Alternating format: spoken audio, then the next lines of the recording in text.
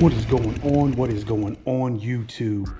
What is going on, family? What is going on, future grandbabies? I would say I'm particularly rested a little bit, right? I have a mess brewing in my garage as I commonly do from coming off a road trip. So I'm gonna try to attack it before it gets too cold out here, because we've been getting some cold evenings here in the coastal empire. I did, however, take my boy Casper to get his 20,000 mile checkup, considering he was at 19,448, and I need a new oil change anyway. I was like 200 miles to the next oil change. And there's a couple things I wanted to talk about and get off my chest. Let's start with the strengths of the Indian Pursuit, right? In my list, the first thing I put down was performance and power for a 108, right? Approximately 1,800 cc's, right? Liquid cooled V-twin. I will tell you, as far as power goes, I was out on the open road out there in the Midwest and in traffic between semi trucks and what have you, and I felt no disruption in getting myself in and out of traffic, right? So one of those things I like about the 108 in 2024, and I know they have the 112 now, but I got my bike right before it came out, and so it's been December 17th will be a year that Casper has been a part of my life, and I will tell you that I am fully happy. And I will tell you, I did not ride in sport anytime from Savannah to California.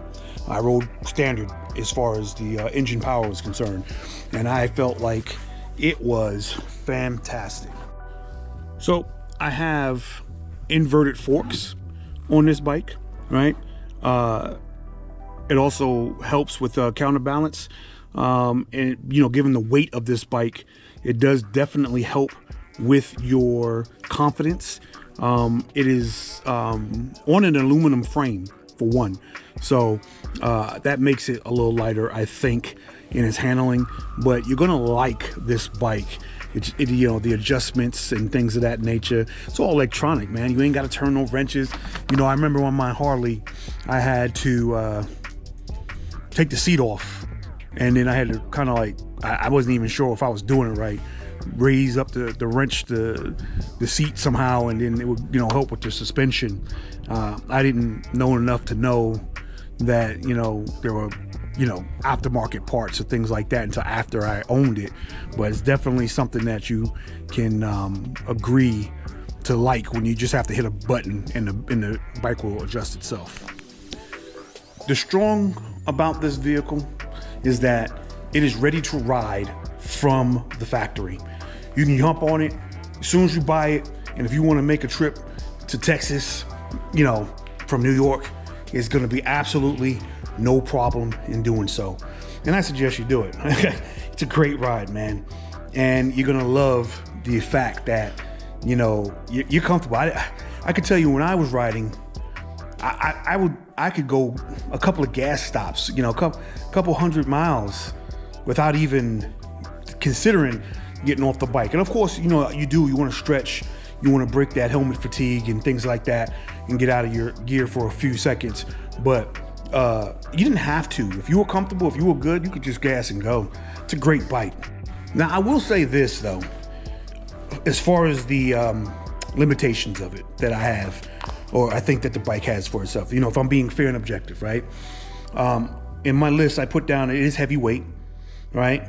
I mean, if you look at it and you're not used to that style or size, it could be intimidating. So you have to, be careful when you're doing low speed maneuvers and things like that. And I was telling a friend recently that I was lazy steering, and that's my fault. As a rookie rider, I was so used to being in that touring seat, sitting back, using that backrest. I was steering and kind of like forcing the bike instead of sitting up and kind of like pushing a little forward, leaning a little forward to have better control of the bike.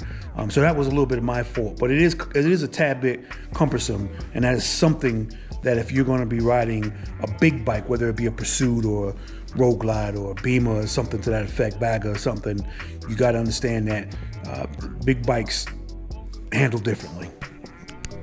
To add to that, I will tell you that as far as local commutes go, if you're going to ride your Pursuit, it's a big bike, right? And it may become a little problematic for you over time. It's not as nimble as little bikes in and out of traffic, so you have to be mindful of that. That could be a weakness for someone. For me, it's not. I love riding the Pursuit. I'll ride it every day. I'll go to the store in it. But even here in my garage, which is not a big garage, but it's a sizable garage. I can fit a few cars in here, right? But it just moving it around in here, it can be a little cumbersome. Unlike, the Goldwing, right? Let's talk about Honda. They got a reverse on it. You ain't got a reverse on this bad boy. So, and then my driveway is like an uphill driveway. So when I pull in, as soon as I get in the garage, every maneuver I make on flat ground has to be inside the garage. I can't pull out and pull in and all that good stuff. So keep that in mind when you're riding. Just making everyday errands could be a workout for you if you're not used to it.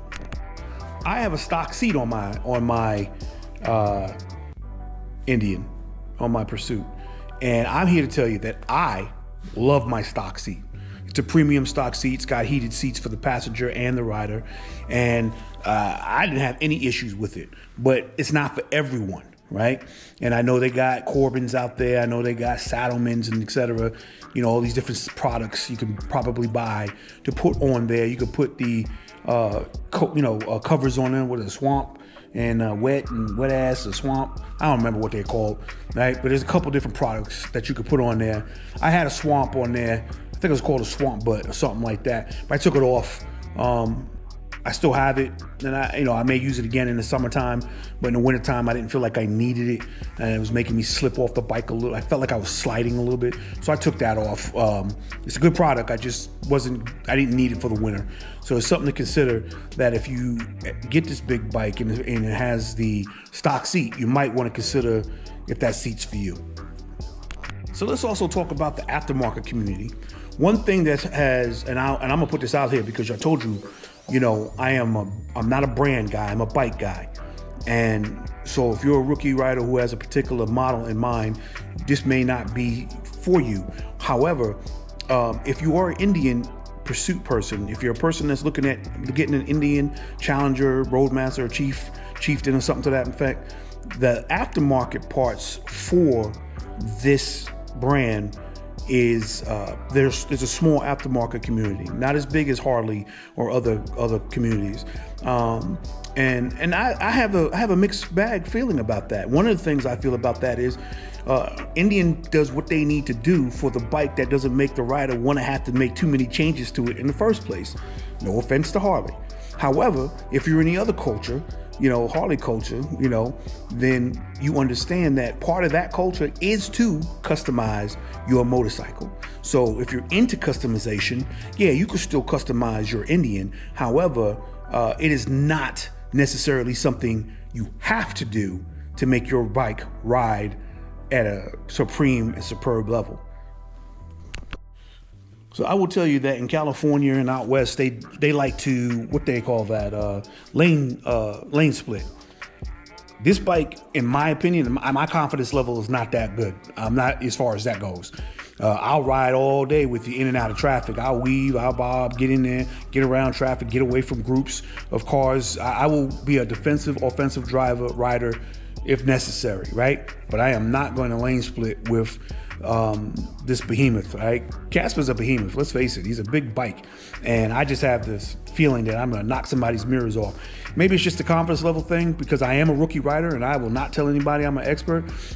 But maybe as I get older in the riding game, a little bit more mature and more confident and skilled, maybe that'll come later. But I personally don't think that riding Casper in an urban environment and heavy traffic it calls for lane splitting.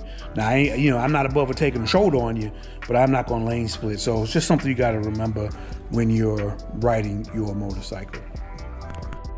So here's my SWOT analysis in regards to riding the 2024 India Pursuit Metallic Ghost White Dark Horse Icon. That's such a mouthful, right? The strengths and opportunities. It's strong for touring. It's great for comfort. It's got exceptional power, exceptional storage. I find it to be extremely reliable and has its own identity when you're riding in rides. You could definitely tell it's an Indian motorcycle. But we should also be mindful of the weaknesses and risk assessment that comes with being on these bikes, right? So particularly the potential for higher maintenance is needed because, I mean, it is a touring bike. I mean, the complexity of it, of being a mixed use riding bike, puts it at risk for, like me, I ride it locally and I ride it long distance. So I'm forever changing oil. I'm forever having it looked at. I'm looking at my wheels all the time. So that is something you have to worry about when you're riding a motorcycle that big for multiple things, right? And, you know, risk mitigation and upgrade plan can be made, right, for the Dark Horse. So I would suggest that you maintain good maintenance practices, right? And you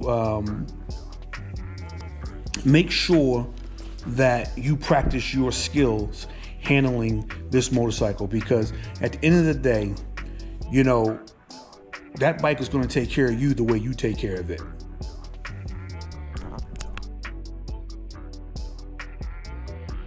With that being said, it was a fantastic ride.